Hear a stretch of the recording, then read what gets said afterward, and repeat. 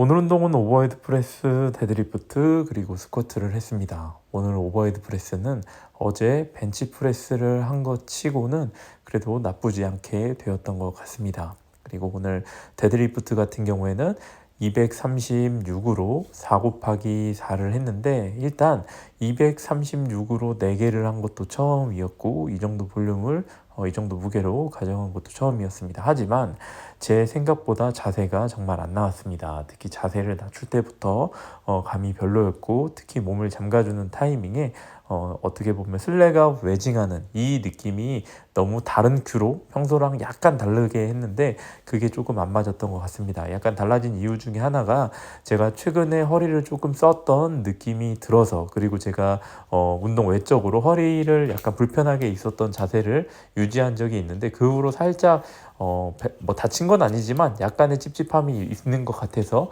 데드리프트를 할 때 저도 모르게 의식을 했던 것 같습니다.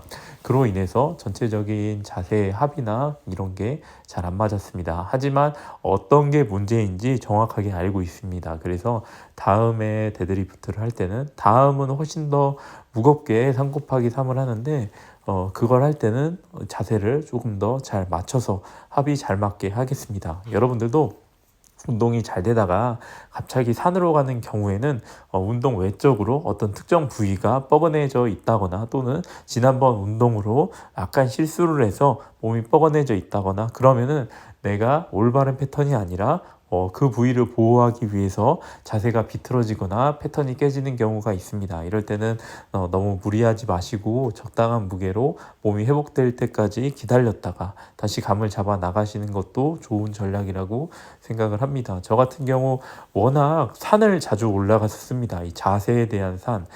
자세가 좋아질만 하면은 좋아진 건 줄 알고, 이제 깨달았다 했는데 다시 산으로 가서 또 안 되고, 이런 걸 워낙 많이 겪어서 저 같은 경우 잘못하고 나서 내가 이게 문제였구나, 제가 영상을 다시 보면서 그런 걸 알 수 있지만, 여러분들은 그런 것들이 아마 잘 안 될 겁니다. 그래서 이런 오차를 그나마 줄이는 방법은, 몸이 불편하면은 너무 무리하지 말자. 그리고 내가 이 전체적으로 전체 패턴을 생각해야지, 우리가 점프 뛸 때 어떤 특정 근육을 생각하지 않는 것처럼 이 데드리프트나 스쿼트나 이런 것들도 그걸 동작을 할 때는 사실 디테일하게 뭐 무릎, 엉덩이, 허리, 상체 뭐 이런 거를 크게 신경 쓰지 않습니다.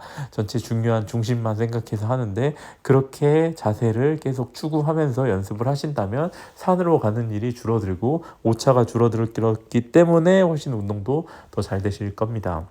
그래서 데드리프트를 조금 더 조심히 해서 이번에는 목표하는 성과를 꼭 이룰 수 있도록 해보도록 하겠습니다. 근데 데드리프트를 위주로 하고 있지만 현재 스쿼트에 대한 감이 정말 좋습니다. 제가 이번에는 좀 있으면은 이 스쿼트도 사이클이 끝나긴 하는데, 데드리프트 위주로 하긴 하지만 스쿼트도 어느 정도 사이클을 갖고 가져갔습니다. 근데 이번에 목표는 200으로 제가 10개를 한번 도전을 해볼 생각입니다. 200으로 10개는 당연히 해본 적이 없고, 저에게는 굉장히 큰 의미가 있는 수치라고 생각을 합니다. 200으로 10개를 하는 게. 그래서 잘 훈련을 해서 몸을 만들어서 200으로 10개를 할 수 있도록 노력을 해보도록 하겠습니다.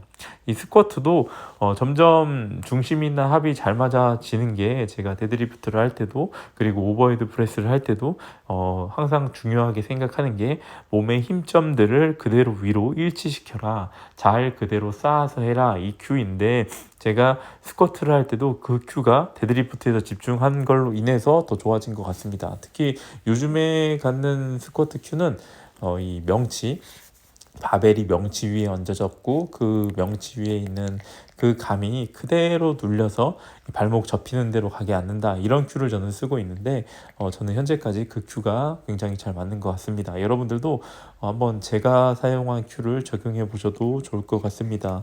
그래서 이 중심만 잘 깨닫는다면, 이 무게가 허리 쪽이 아니라 배 쪽에 있는 이 감각만 잘 깨닫게 된다면 아프지 않고, 특히 스쿼트를 할 때 허리가 왜 다쳤지? 허리를 스쿼트하다 어떻게 하면 다치지? 라는 생각이 들 정도로 자세가 만들어지실 겁니다. 저도 사실 지금까지 허리를 정말 많이 다쳤던 이유 중에 하나가 스쿼트에서 다 다쳤었습니다. 스쿼트에서 다 다쳤었는데, 현재 이런 것들을 깨닫고 나서 이게 스쿼트가 허리를 다칠 수가 없는 운동이구나 정도까지 된 것 같습니다. 여러분들도 잘 갈고 닦으면 이런 감을 익히실 수 있을 거고, 특히 제가 드리는 큐들을 계속 적용해 보시기 바랍니다. 자, 오늘 영상 여기까지 하겠습니다. 감사합니다.